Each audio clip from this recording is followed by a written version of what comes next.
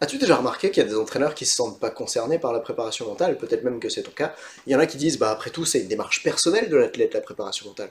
En tout cas, c'est ce que m'a dit Floriane, une entraîneur que j'accompagne, et j'ai décidé de répondre à cette question pour elle, mais aussi pour vous tous ici sur YouTube. Alors, je m'appelle Nathan Delacoste, je suis formateur en préparation mentale pour les entraîneurs, et ça démarre tout de suite.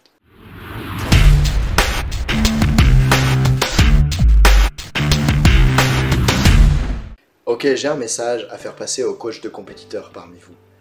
Peut-être que vous vous dites, la préparation mentale, il y a de la psychologie dedans, et du coup, c'est important que ça soit une démarche personnelle de l'athlète. Moi, je vais pas le forcer à faire ça, et puis, c'est tellement spécial que c'est à lui de décider d'en faire. Moi, je peux quand même pas lui demander de faire ça, lui demander de s'intéresser à ça.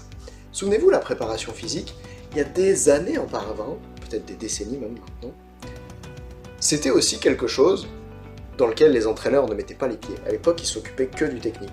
Et puis un jour, on a décidé de dire que, en fait, la partie physique de l'entraînement, c'est la base. Et assez tôt maintenant, même chez les ados, on va leur proposer des entraînements sur la dimension physique.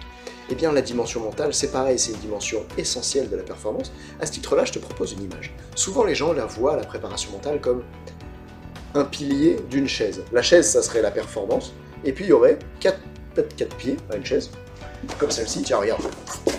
Oh, cette chaise elle a 4 pieds. Et bien là, tu pourras avoir le pilier physique, le pilier technique, le pilier tactique et le pilier mental. Et moi je trouve que c'est pas du tout comme ça en fait la préparation mentale.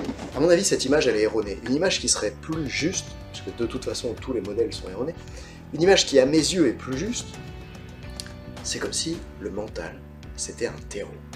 Et tu sais ce terreau, s'il est de qualité, s'il est bien arrosé, s'il est en bon état, alors il va permettre que des plantes poussent, comme par exemple la plante technique, la plante physique, la plante tactique. Puisque de toute façon, si tu crois que t'es idiot, ça va être difficile de développer la plante tactique. J'ai accompagné une femme qui voulait devenir pompier, à qui toute sa jeunesse on lui a dit de toute façon tu sauras jamais faire les tractions puisque toi t'es une fille. Elle avait intégré la croyance que, comme c'était une femme, elle pourrait pas réussir à faire des tractions. Bah, tant qu'elle avait cette croyance-là, en fait, elle était incapable de faire des tractions. On a bossé ensemble, quelques semaines après, elle réussissait sa première traction en strict, parce qu'elle avait écroulé, elle avait fait disparaître la croyance qu'elle pourrait pas réussir à faire des tractions. Et donc, cette partie mentale, c'est ce qui va permettre de développer le reste. Et en même temps, entraîner le mental, c'est pas forcément un cadre formel, tu sais, c'est pas toujours assis sur 2 chaises comme celle-là et on discute pendant 1 heure et demie. Si tu es entraîneur, quoi qu'il arrive, au moment où tu entraînes à l'entraînement, tu es le premier préparateur mental de l'athlète, que tu le veuilles ou non. C'est-à-dire que la manière dont tu communiques avec, la manière dont tu fais tes feedbacks, ce pourquoi tu leur dis qu'ils devraient faire ce qu'ils font, comment tu présentes tes exercices, etc., tu agis déjà sur leur mental, tu influences déjà sur leur mental. Et tu sais quoi? Même si tu leur parles pas, tu influences leur mental. Puisque l'influence sur le plan mental, elle est partout. Et donc, plutôt que de dire, tiens, bah ça c'est pas mon rôle, c'est celui des athlètes de s'intéresser à ça, je pense que c'est vraiment mieux pour toi, entraîneur, de dire, tiens, bah, si j'influence le mental, qu'est-ce que moi je peux faire par rapport à ça pour aider les athlètes? Et bien sûr, il y a une certaine limite. Peut-être que s'il y a eu un trauma dans l'enfance de ce jeune que tu accompagnes, s'il y a des problèmes dans la relation parent-enfant, peut-être que c'est pas ton rôle d'aller là-dedans les aider à avancer, et que tu peux renvoyer, selon la problématique, vers un psychologue du sport, vers un préparateur mental qui saura accompagner ces challenges-là. Mais le tien, à l'entraînement, c'est de te demander comment je renforce la motivation de mes athlètes, comment est-ce que moi-même j'agis sur la cohésion du groupe, comment est-ce que je crée chez eux un état d'esprit de champion ou un état d'esprit de loser, selon la manière dont je parle des échecs, selon comment je leur présente ce qu'ils sont en train d'accomplir, etc., etc.